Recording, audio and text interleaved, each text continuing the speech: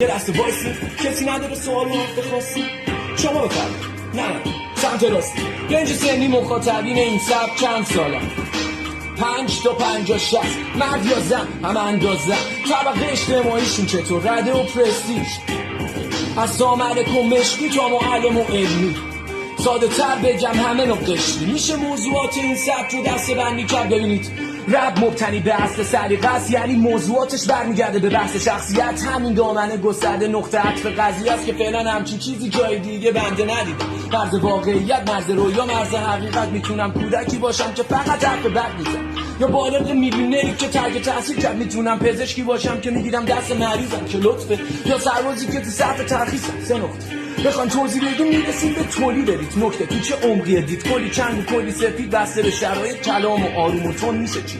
مثلا الان با چه تلفیقی سایی چی و برد زیر تیغ. خب دیگه چی؟ پرداخت بعد از این اندام هر متنی سرشار از تزیین و دستگاه ادبی. البته که خب تبلور این نکات تو کار جریانه. امضای یه رپرم در حقیقت لایه وزناش ترجمه فارسی فعل دابدو جای بس داره، اما خب نمیشه به همش رسید با یه برنامه. اینجا موضوع رفت فقط بحث هیپ هاپ هم از اذیت با این وقتی کمم میره و صدق وقت حداقل اتمام فصل اول. عرض ادب.